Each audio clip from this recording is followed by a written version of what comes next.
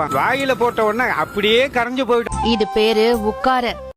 வாயில வச்ச உடனே வெண்ணையா கரையிற செட்டிநாடு ட்ரெடிஷ்னல் ஸ்வீட் உட்காரை எப்படி செய்யுதுன்னு பார்க்கலாமா?